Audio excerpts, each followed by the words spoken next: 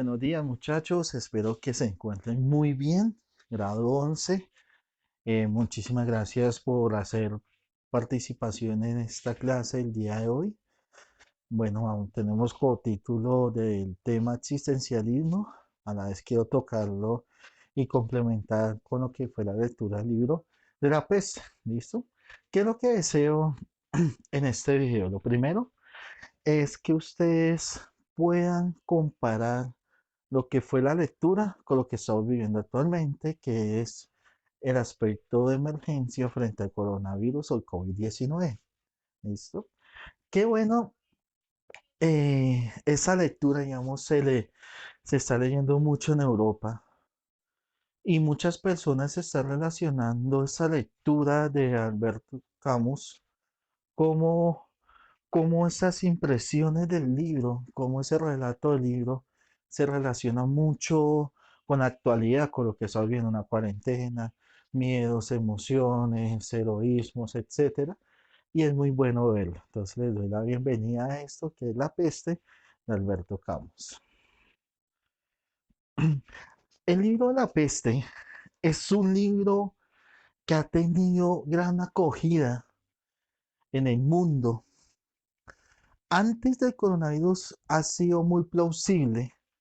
Alberto Camus, digamos, Camus, su ingenio fue tan grande que fue capaz de llevar a más allá las emociones, a más allá la parte de la existencia del hombre, a más allá la parte política, porque digamos era contemporáneo con Sartre, pero también esa crítica a los idealismos, a las ideologías, todo ese aspecto. Y La peste es un relato de un libro que trata de explicar la vida. ¿Listo? ¿Cómo es la vida del ser humano en Orán, que es donde surge esa historia? Bueno, voy a manejar, bueno, una parte introductoria, como muy resumida, pero muy resumida el libro. Voy a pasar a una parte psicológica donde vamos a contrastar la parte del libro y lo que es la actualidad y la filosófica que nos deja este relato. Bueno, hay que mirar que he puesto aquí una foto de Orán. Orán, si ustedes ven, está muy cerca a las costas, ¿cierto? Argelia está muy cerca. Y lo primero, digamos, lo que se va a hacer antes de unirlos, mirar, bueno, la parte histórica de esa ciudad, si narra, digamos, si la locación de la historia es una ciudad, ¿dónde es?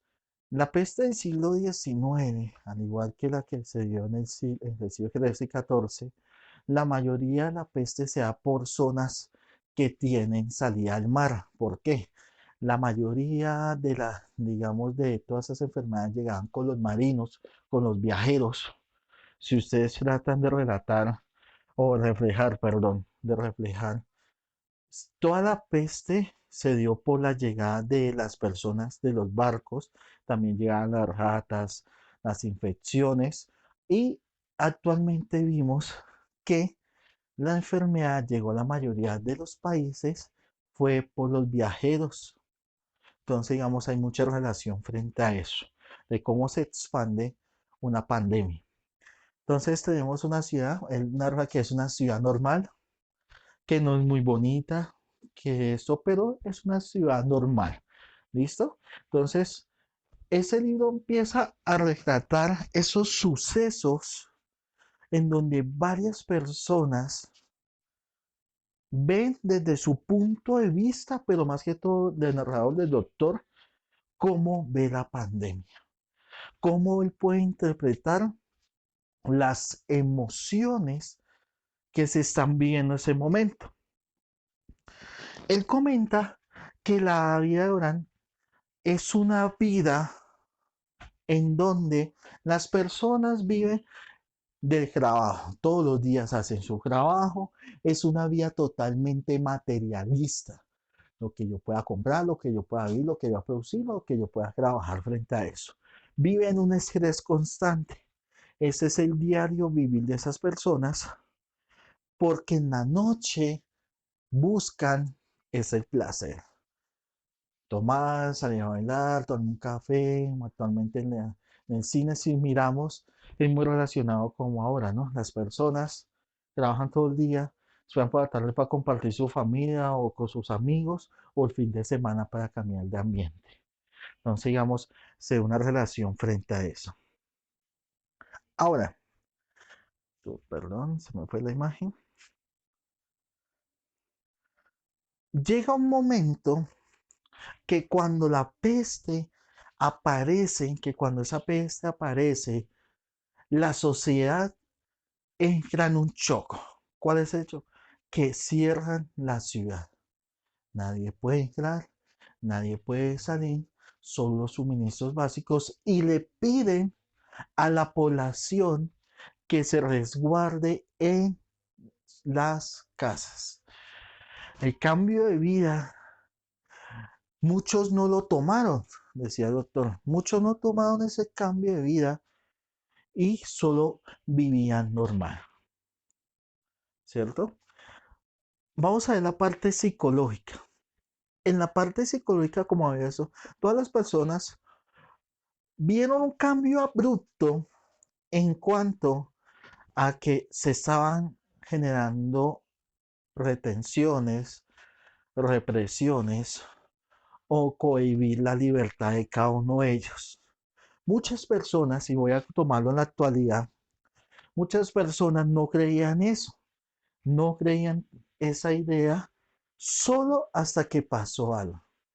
En la novela, cuando muere el portero del doctor, es que todo el mundo empieza a decir, esto es verdad, esto lo que está viviendo, en donde las ratas salían y morían al sol en las calles, las personas no lo creían. Las personas no creían que lo que estaba pasando, si lo miramos en la actualidad, muchas personas y a nivel mundial, yo me acuerdo, en diciembre, parte de enero, que hablaban de la pandemia en China, posteriormente salió a Japón y a Corea. Yo pensé que iba a ser como la H1N1, que fue una pandemia que no llegó tan fuerte aquí a Latinoamérica y más que todo a Colombia. Entonces yo veía eso por allá, muy lejos, como está aquí, a cientos de miles de kilómetros, pero también creíamos que los medios de comunicación estaban siendo amarillistas en que las alertas eran muy excesivas. Así estaba pasando, nadie creía eso, nadie creía eso y las personas seguían igual. Salían a tomar el café, salían a hacer negocios, salían a hacer deporte, etcétera, como en la actualidad, y todo seguía igual. Es decir, un aspecto sociológico de la sociología social muestra cómo son comportamientos culturales.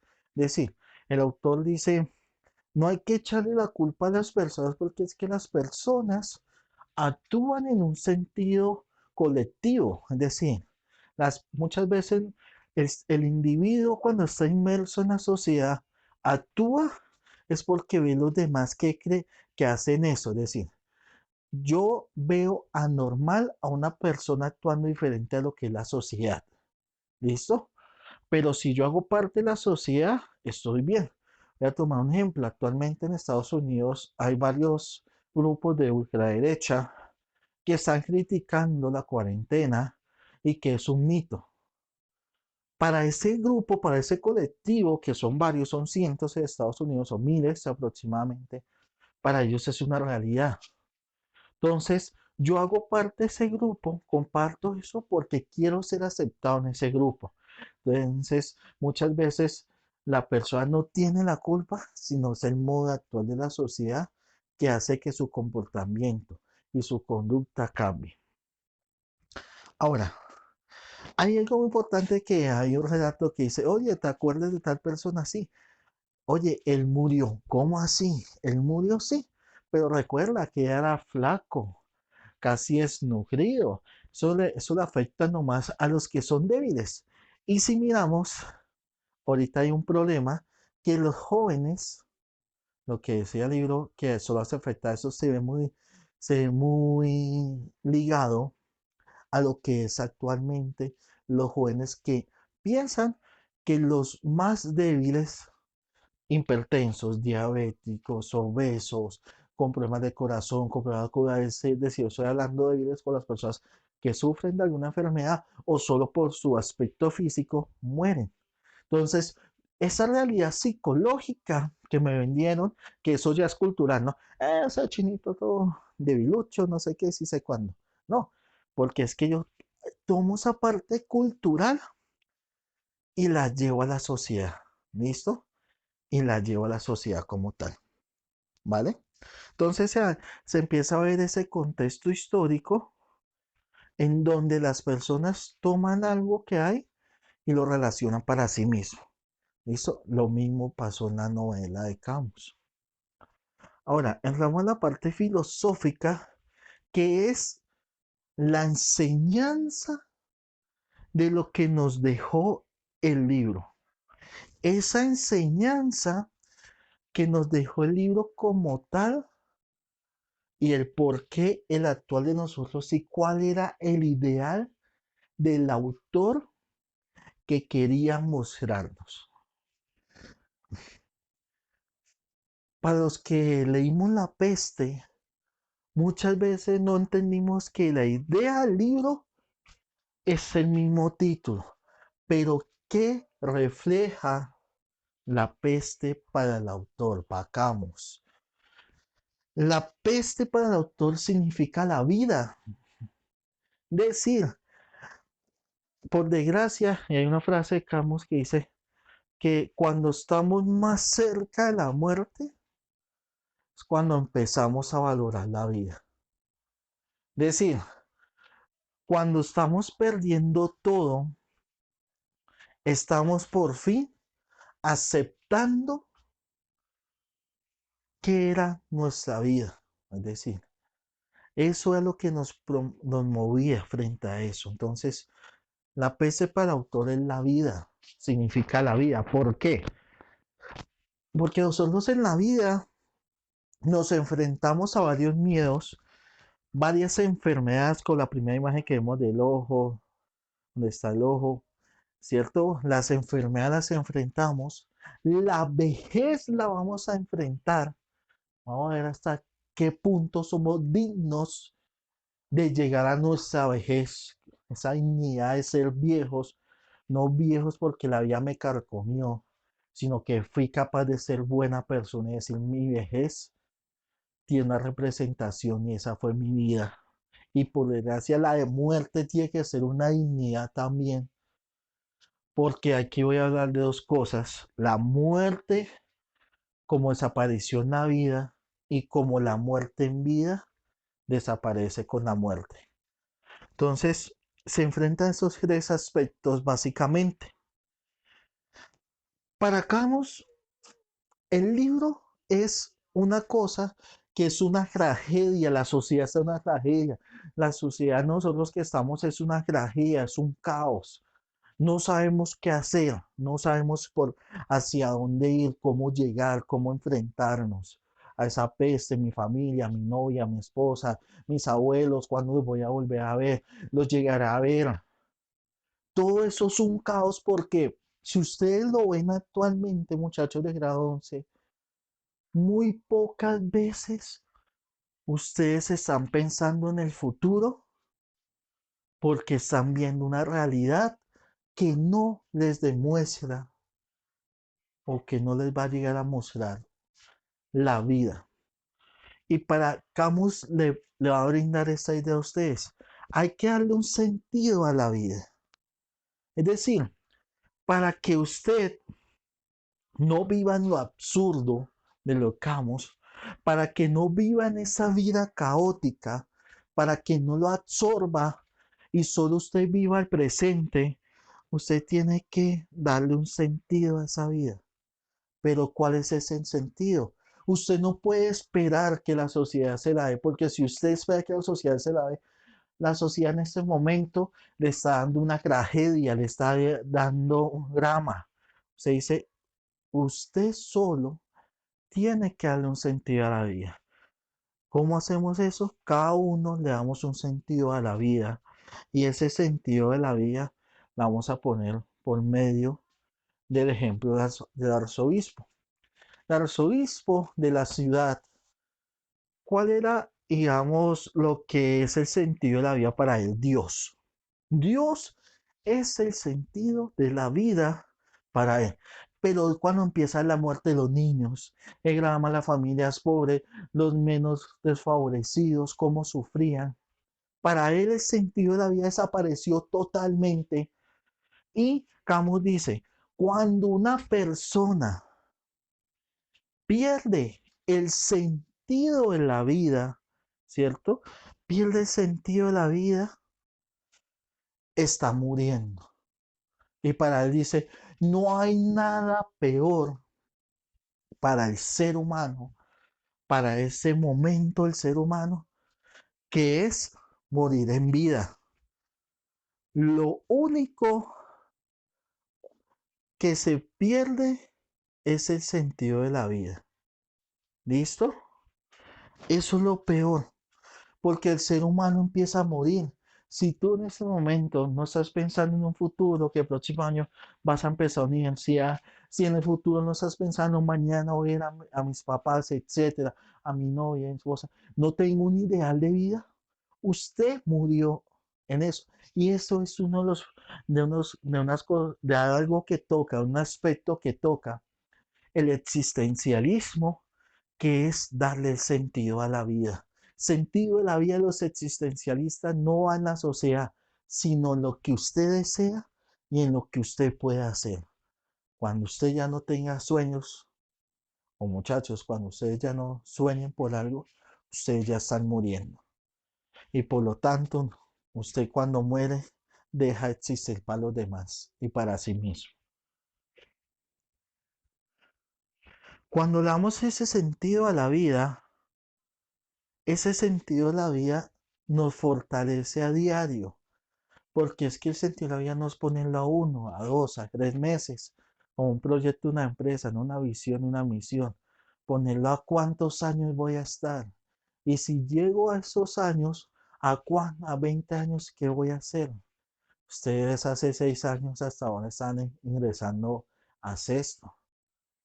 Ya pasaron esos 6 años en donde ustedes transmitieron todo ese conocimiento que les hemos dado. Ahora ustedes, ¿qué sueños tienen? Pero nunca dejen de pensar en esos sueños o si no van a morir en vida, como lo que nombra y habla este libro. Ahora, hay un héroe, y esto no es por nada, me gustó mucho, mucho porque lo bueno y lo malo, ¿se acuerdan un pedazo que yo les mandé a hacer un pequeño escrito de cómo el existencialismo en una sociedad de consumo contrapone lo que es bueno y malo y por qué es necesario algo así, no me acuerdo muy bien? Aparece un héroe anónimo que el relato lo pone que es Gran. Gran es un señor adulto que ayuda a los demás sin esperar algo a cambio. Pero el doctor dice algo muy importante y lo voy a citar acá. Es mejor no exaltar lo bueno, ya que al hacerlo estamos afirmando que lo malo supera la belleza de lo bueno. Hablar de cosas muy buenas en este momento puede ser malo, porque significa que estamos en una oscuridad que solo pequeños rayos de luz de lo bueno nos da esperanza. Y por desgracia es mejor no resaltar lo bueno porque en algunos casos es delicado, ¿cierto?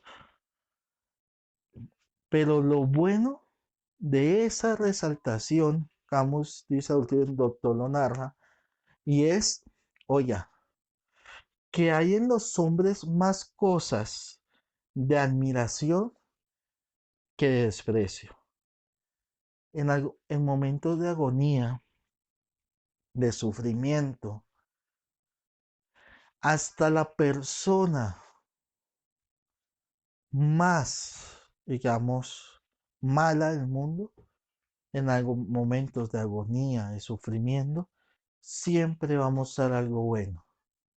Y eso nos rompe la teoría de Maquiavelo, la de Rousseau, frente al hombre si es bueno por naturaleza o amado por naturaleza, sino que los momentos conflictivos en sociedad o individuales, pero más que todo en sociedad, es donde siempre vamos a mostrar lo bueno.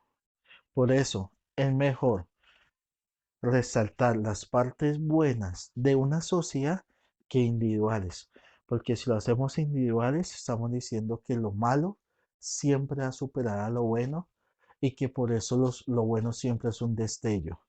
Pero mientras yo esté haciendo cosas buenas sin la necesidad de resaltar a los demás, significa que hay algo que en mí hay admiración por los demás, aunque nunca lo haya emocionado.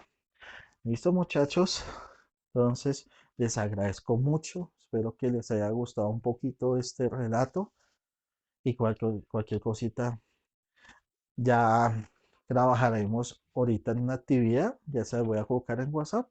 Les agradezco mucho, muchachos. Gracias.